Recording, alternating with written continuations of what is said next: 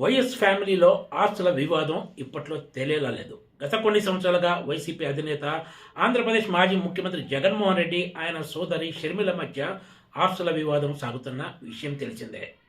ఇక్కడ కీలక విషయం ఏమిటంటే, ఈ ఆస్తుల వివాదంలో వైఎస్ భార్య వైఎస్ విజయమ్మ జగన్ వైపు కాకుండా షర్మిల వైపు నిలబట్టమే అని చెప్పొచ్చు.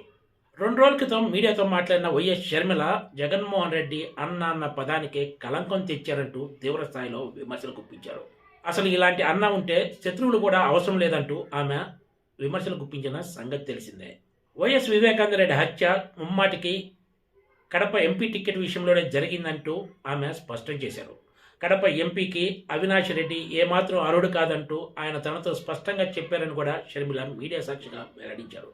వివేక హత్య కేసులో వైఎస్ సునీతకు సిబిఐతో పాటు కేంద్రంలోని బీజేపీ ప్రభుత్వం కూడా అన్యాయం చేస్తుందంటూ ఆమె ఆరోపించారు. షర్మిల వైఎస్ జగన్మోహన్ రెడ్డిపై మరోసారి తీవ్ర స్థాయిలో విమర్శలు చేయడంతో సాక్షి పత్రికలో టార్గెట్ షర్మిల సునీతగా ఒక కథనాన్ని ప్రచురించారు.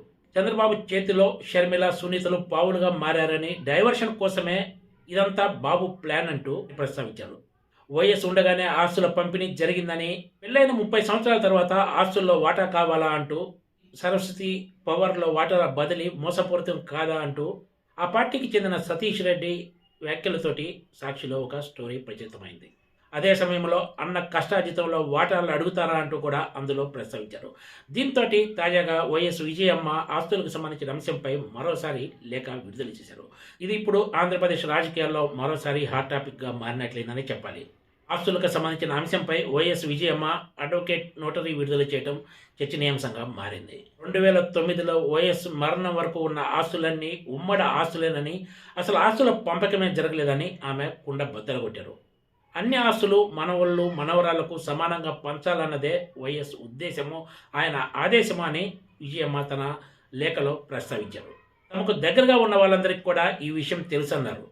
ఎంఓయూలో వైఎస్ షర్మిలకు రాసిన ఆస్తులన్నీ న్యాయంగా ఆమెకు దక్కాల్సినవే అన్నారు. అందుకే జగన్మోహన్ రెడ్డి మళ్ళీ ఎంఓయూ రాశారని ఇందులో ప్రస్తావించారు.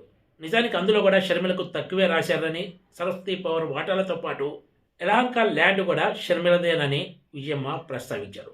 జగన్ ఇచ్చానని చెప్తున్న నగదు షర్మిల ఆస్తులకు సంబంధించి డివిడెండ్ మాత్రమేనన్నారు. ఆస్తుల విషయంలో జగన్మోహన్ రెడ్డి ఇప్పటివరకు తన మేనల్లుడికి, మేనకోడలకు అన్యాయం చేశారని విజయమ్మ ఆరోపించారు. నిజమేమిటో తన దేవుడికి, తన కొడుకు కూడా తెలుసన్నారు. గోబెల్స్ ప్రచారం చేయడానికి మీరెవరు? మీరు ఎంత కాదన్నా కూడా దేవుడి న్యాయమే న్యాయం. సత్యాల ప్రచారం మానుకోవాలని వైఎస్ఆర్ భార్యగా చేతులు జోడించి ప్రార్థిస్తున్నా. మళ్ళీ మీడియాలో ఈ విషయం ప్రస్తావించవద్దు. దేవుడు సాక్షిగా తాను ఇందులో రాసిన అంశాలన్నీ కూడా వాస్తవాలే అంటూ విజయమ్మ తన లేఖలో వెల్లడించారు.